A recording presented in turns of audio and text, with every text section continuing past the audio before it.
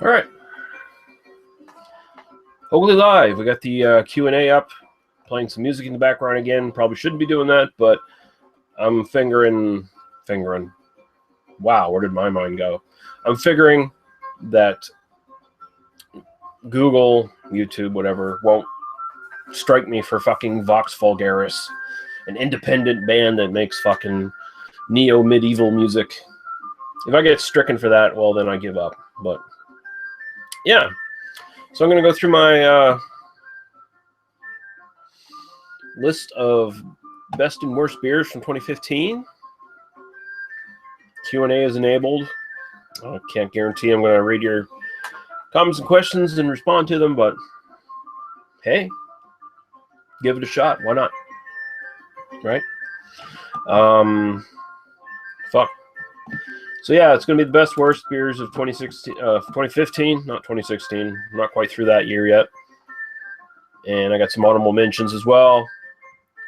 Supposed to be doing this on BDU tonight, but might not be on BDU tonight, so thought I'd get it over with now. And also, I'm going to be doing 2 reviews picked up today at the NSLC. Mill Street's latest selection pack, variety pack, whatever you want to call it.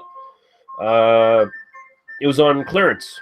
It was on a pretty good clearance for once. Instead of knocking it from like $15 down to $13, it was down to $11.95. So, yeah, that was a good deal.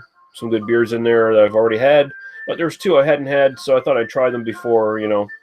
Mill Street just got bought up by, who was it, Molson or Labatt? I can't remember which one did it. I think it was Molson. Yeah, pretty sure it was.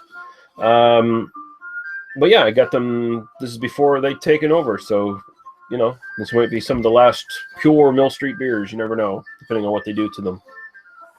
So there we go. Man, I look terrible. Look like I have a turkey neck. Bad lighting. But yeah, here are the 2 beers anyway. Black Witch Scotch Ale. And Betelgeuse, Belgian style triple. There you go. This is a strong wheat beer at 8.5%, and the Black Witch is at 6%. Yeah, so we'll get into one of these right now before we get into my lists. So, what do we want to do first? Do the Betelgeuse first, I think. That's probably what we'll do.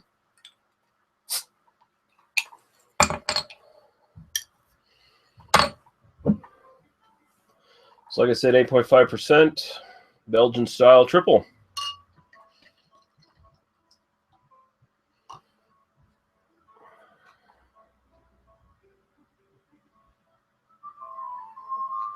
Okay, see what it says on the back of the old bottle here.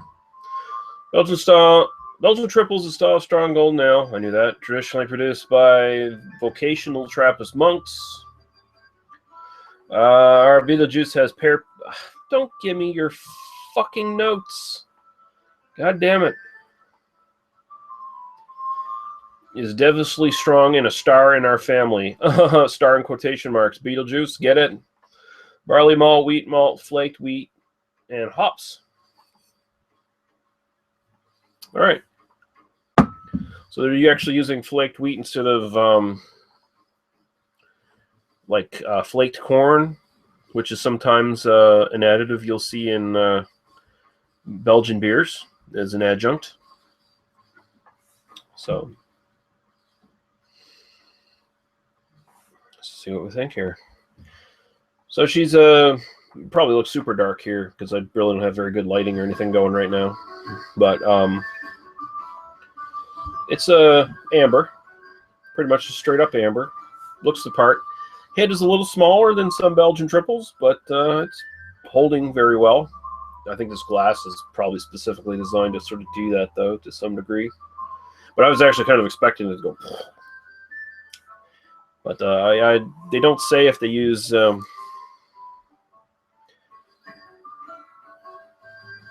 don't say what kind of yeast they use. I'm assuming they use Belgian yeast, though. I mean, if they're trying to get those authentic flavor notes, we'll see. Yeah.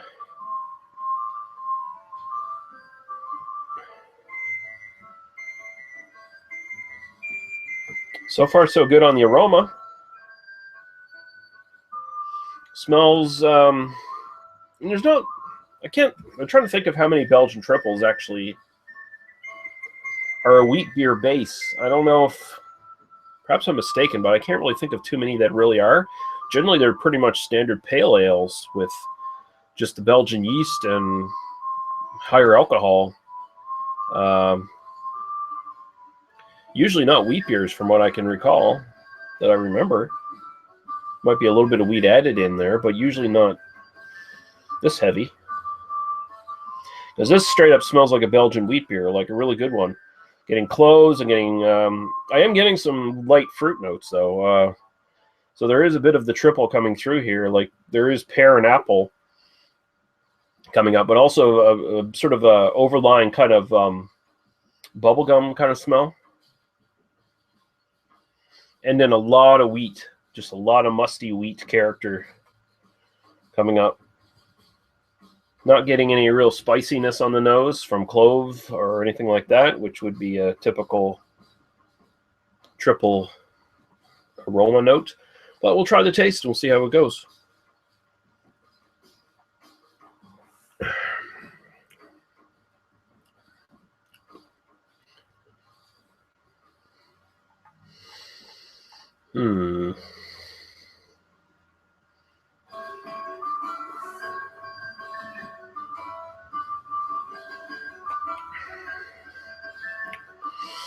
Okay.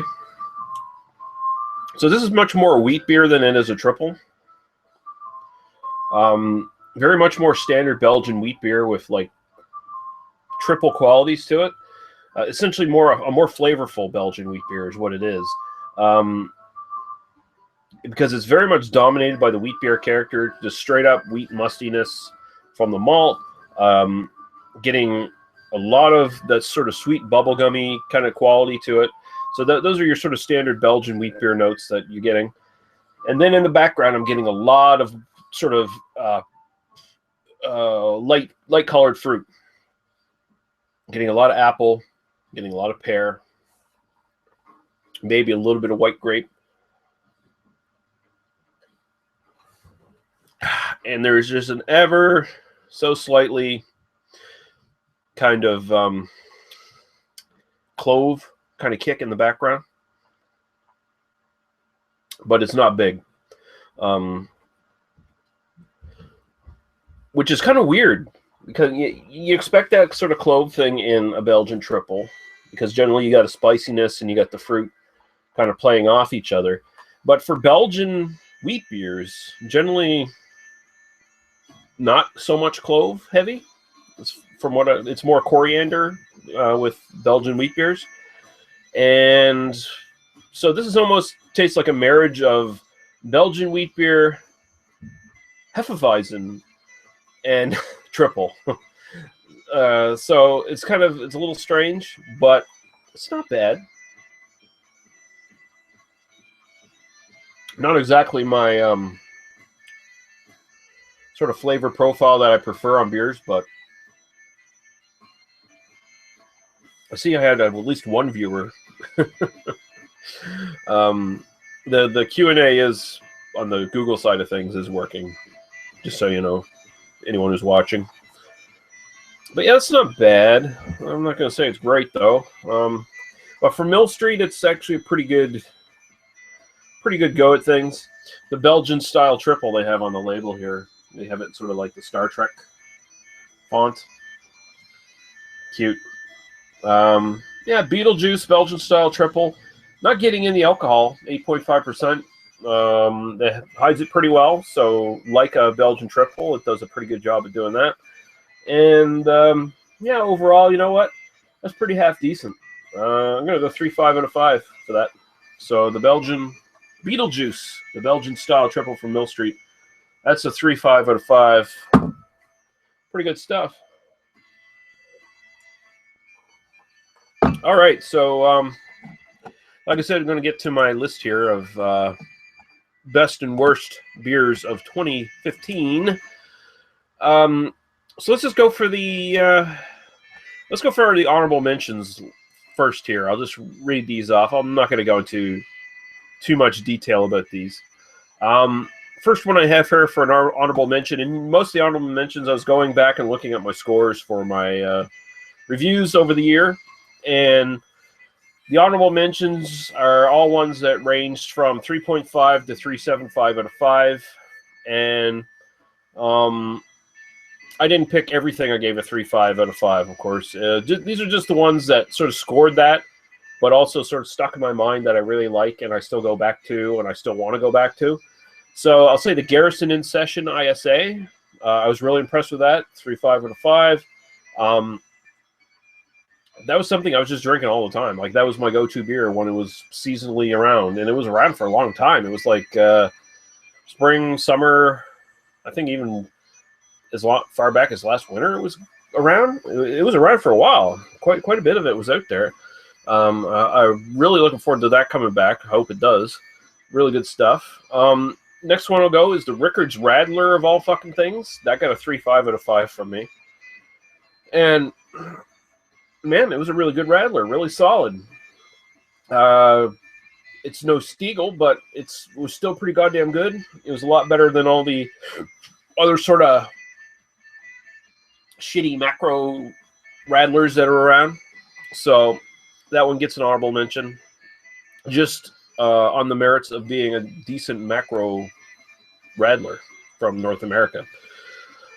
And, being better than most of the other shit that was just sort of jumping on the bandwagon. I mean, if you're going to jump on the bandwagon, at least stand out and make a good beer while you're doing it. Next one, another Rickards product, for fuck's sake. 3.75 out of 5 this got. Rickards Red IPA.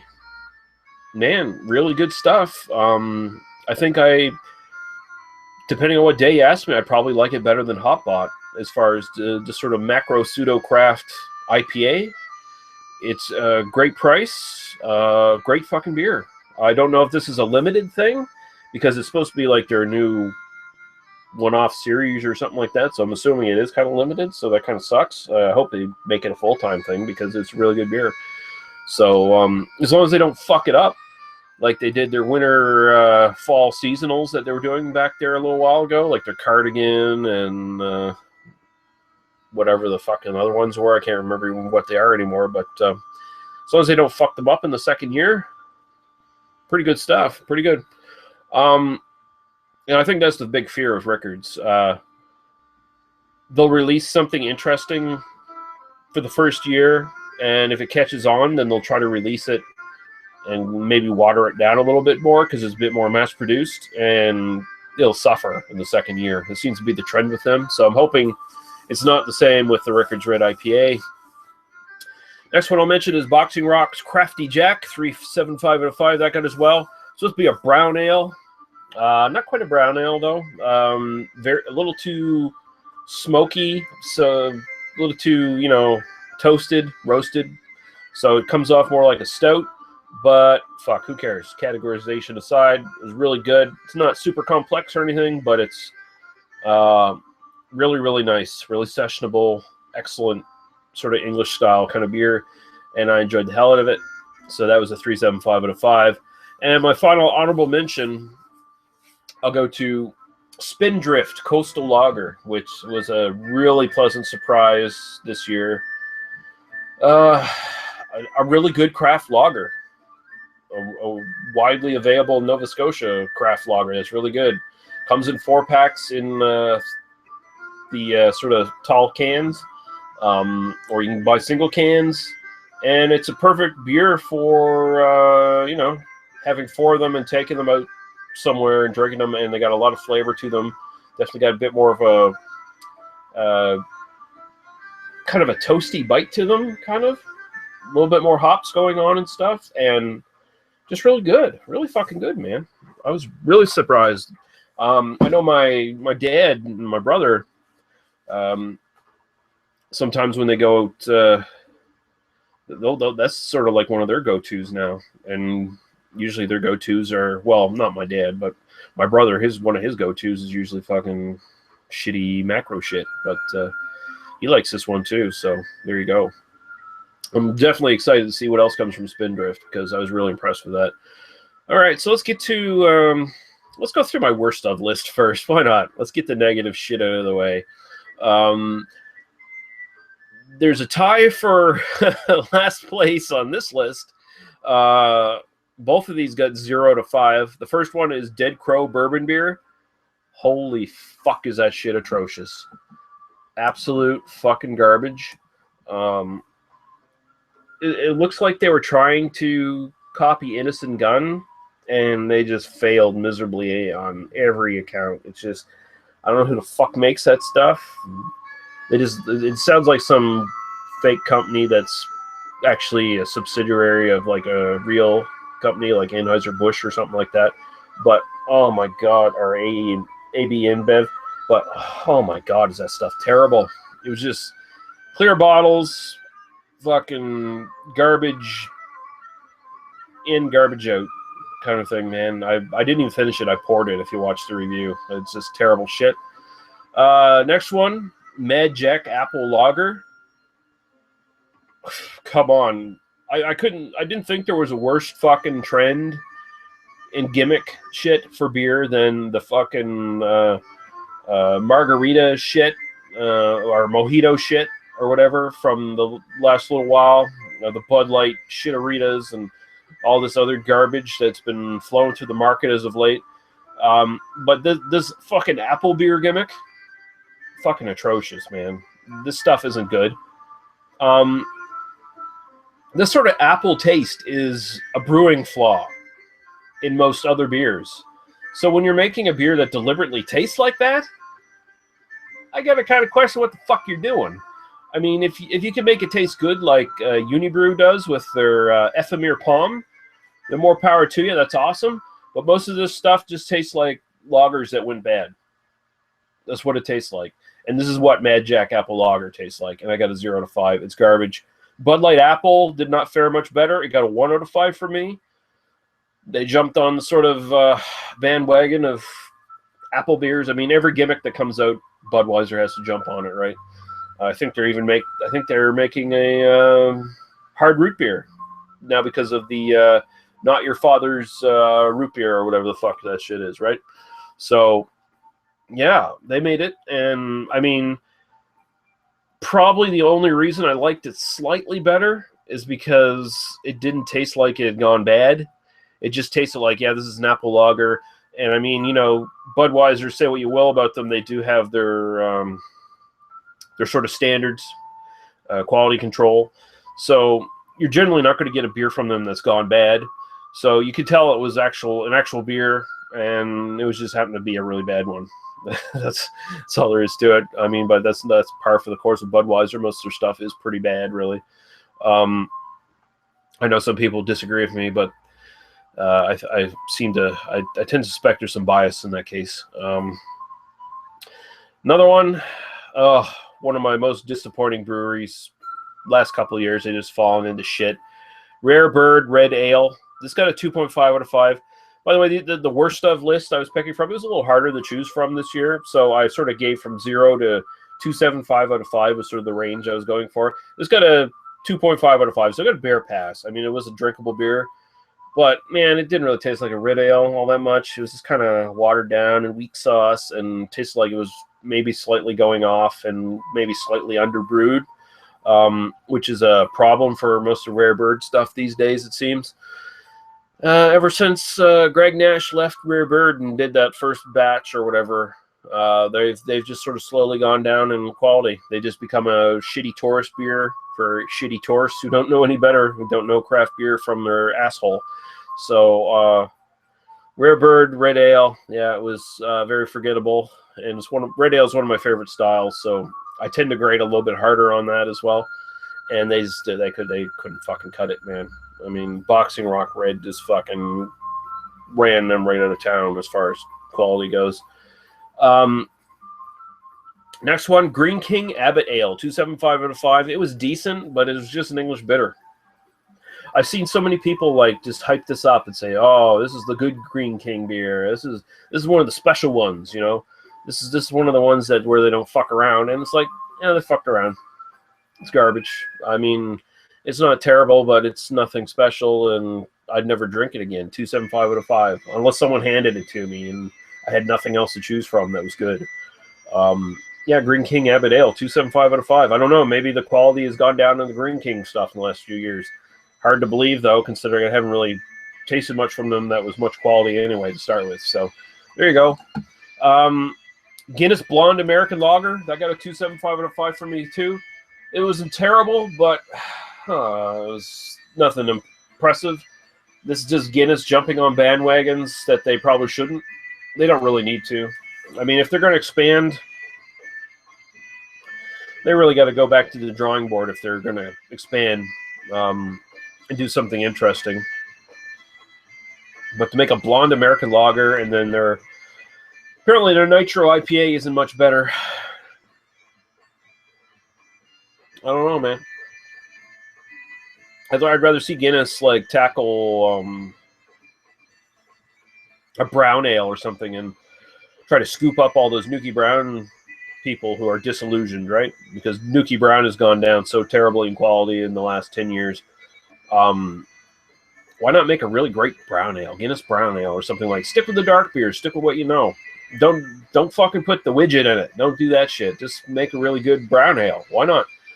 I mean, have they forgotten how to make good beers? I mean, Guinness is decent, but have they forgotten how to do that, apply that to any other brand?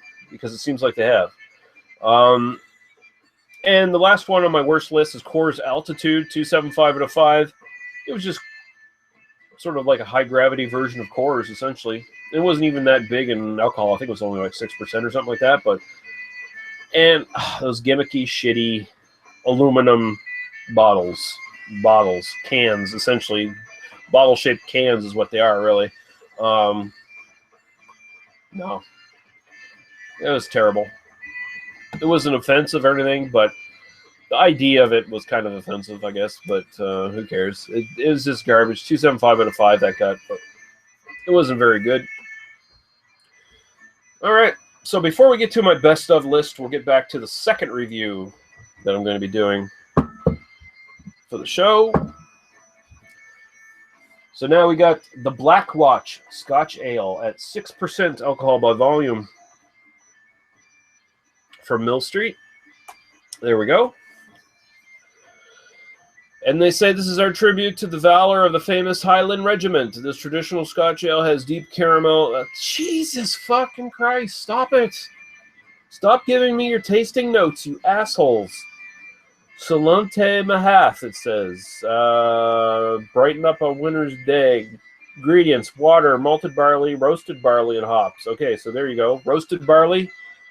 Maybe there'll be some sort of Scottish smokiness to this. God damn it. I just started reading it. I didn't even know what I was reading until it started jumping into the fucking tasting notes. Fuck. Hate that shit. Hate it with a passion. Ooh, she's a little active.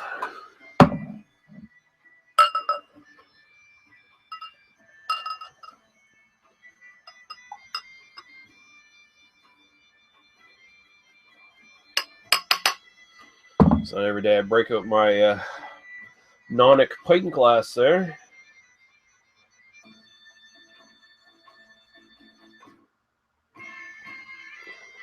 All right, so she's more of a deeper amber, approaching red, kind of mahogany color. Looks darker on the camera, of course. Let's check the old Q&A here. No one's watching this on the Google side of things, apparently. I got like 1 or 2 viewers here on YouTube, but unfortunately YouTube doesn't want you people to interact with me anymore. So there we go. So it looks nice. Definitely looks like a Scotch ale. Got a nice head going on there. That looks pretty good, man. Looks like a beer. Looks like a beer. Probably smells and tastes like a beer as well. How about that? Okay.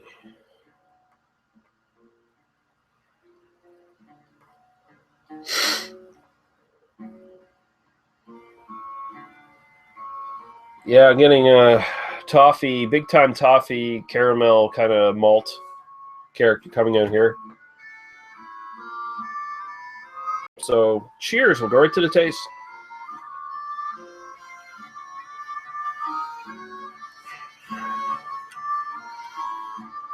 Mm.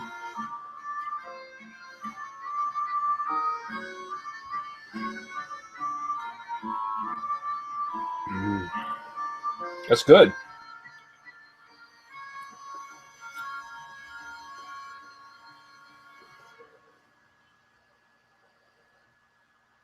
Big time. It's very simple, though. Very simple. Big time toffee malt character up front. Mouthfeel is a little low, though. I feel like the mouthfeel should be a tad bit higher than what it is.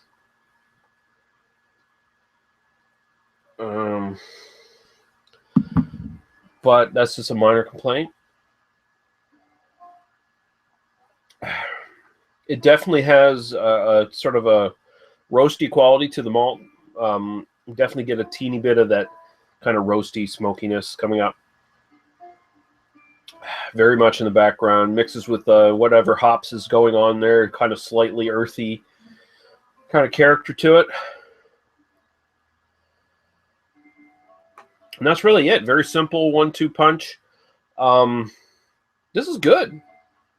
This is actually really, really good.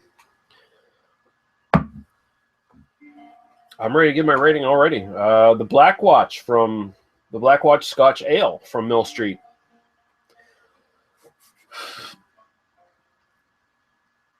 I'm tempted to go 4, but I'm going to go 3.75 out of 5. There's nothing really interesting about it. That's sort of putting it over, taking it over to 4. But as it stands, it's really good stuff, really solid stuff, and I would buy 6 packs of this, definitely. Very good. I mean, that's a go-to beer right there, man. Totally is. So, yeah, there you go. Mill Street Black Watch Scotch Ale, 3.75 out of 5. There you go. All right, and let's finish this up. Don't want to run too long here. Just get to my best of list for 2015 and try to run through this as quick as possible. These were all 4 out of 5s to 5 out of 5s that I picked from. Just like the previous 2 lists, I didn't pick everything that got within that score range. I just sort of picked the stuff that stood out to me that I really liked. So, first one on here is the Red Racer Ginger Head, which I got from, I believe that was from the Berserker. I had a 4 to 5. That was really good. Had a nice sort of, I can't remember right now what, I think it was a gingerbread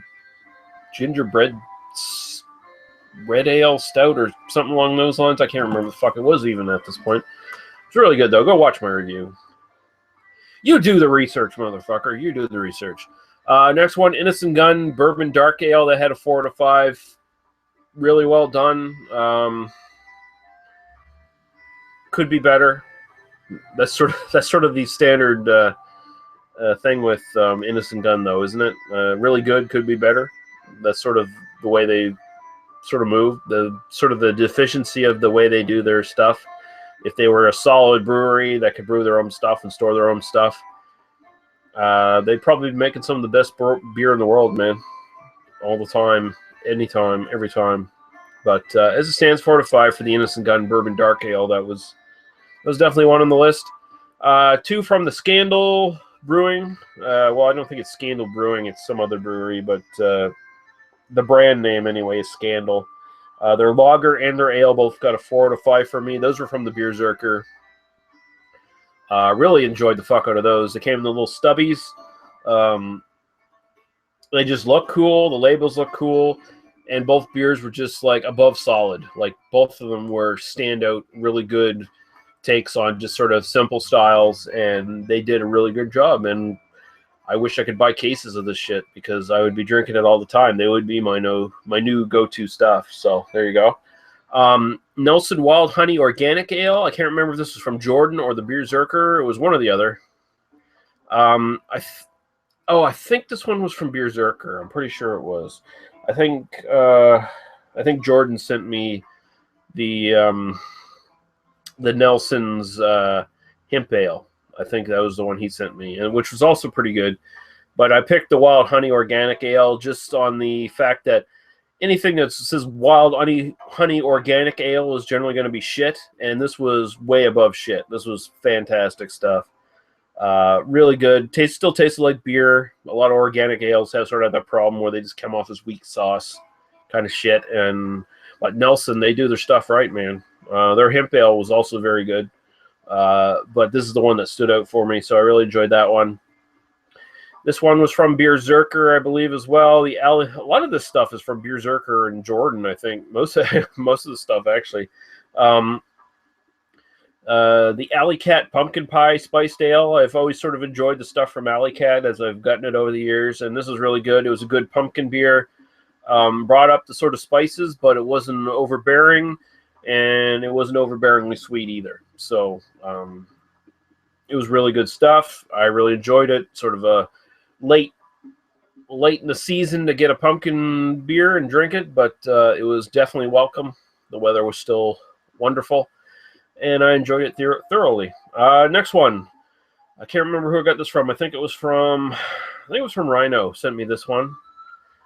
I can't remember. If I get it wrong, just correct me in the comments eventually when this video is processed or whatever, and I'll say I'm sorry. But Boulevard Tank 7 Farmhouse Ale. I really love that. I think everyone knows that's a good beer. It was just, living where I am in the beer wasteland, it was my first time ever getting to try it. Everyone else has kind of tried it already, I guess, and pretty much everyone else likes it. And it was just really good, really solid, awesome farmhouse ale. So there you go. Not much else to say about it other than it was really good. Another one from the Beer Zerker, the Toolshed Red Rage. Got a 4.25 out of 5. So we're moving out of the 4 out of 5 range here now, by the way.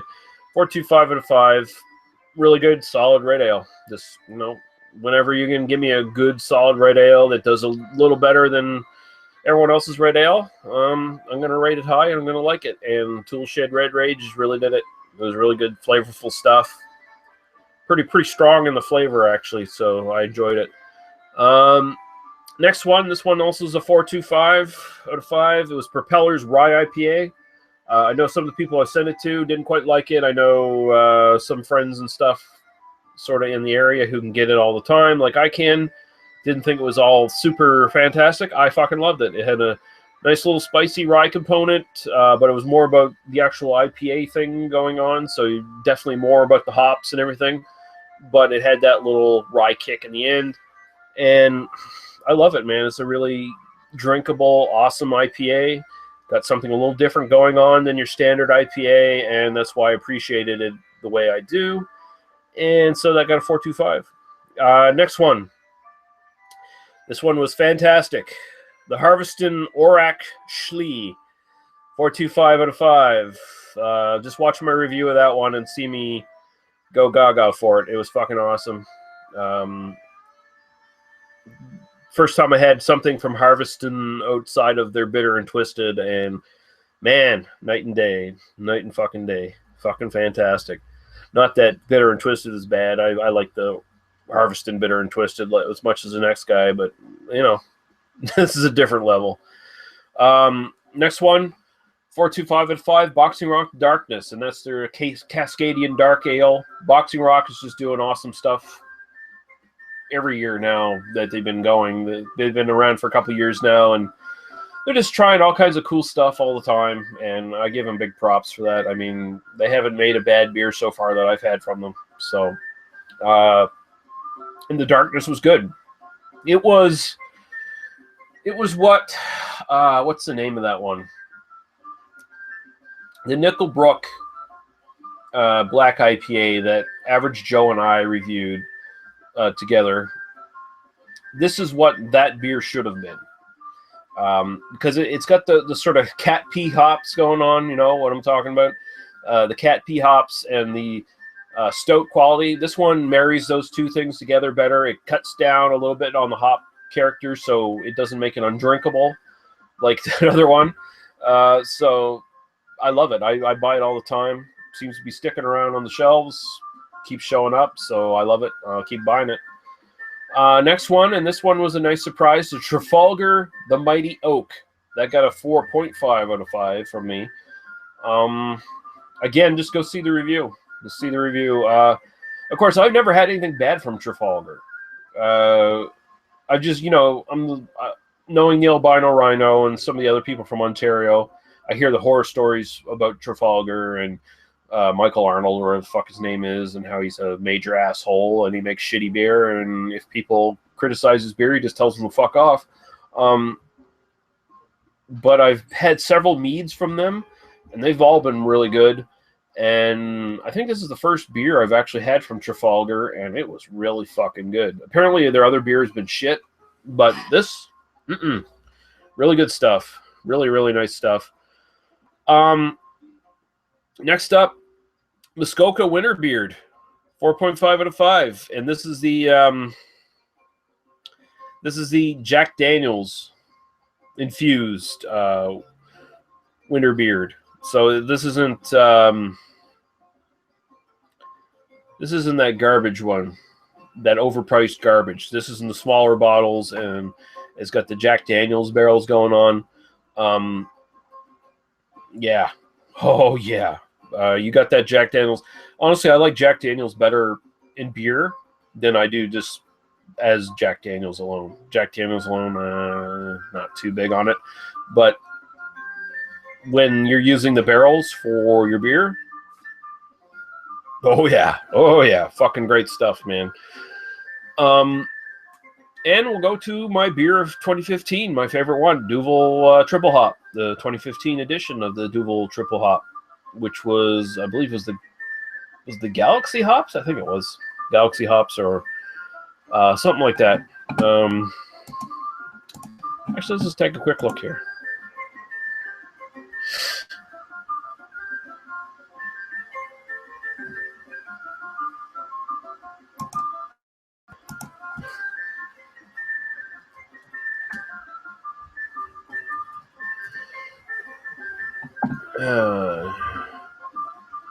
Come on. Triple hop. And this was sent to me by the Rhino. Equinox. That's what the hops were. Yeah, and this was fantastic. I'm a big Duvel fan anyway. Standard Duvel is one of my favorite beers of all time. And the Equinox hops added to the standard Duvel, and again, watch the review. It's not worth sitting here and just emoting about it again in fucking live show. It's just bullshit. But 5 out of 5. That was my favorite beer of 2015. I mean, it's probably not the most amazing barrel aged this and that, you know, super amazing beer or whatever. It was just, let's add some hops to Duvel. And it worked. It was simple. It was beautiful. And so there you go. The Duvel Triple Hop Equinox from 2015. Best beer.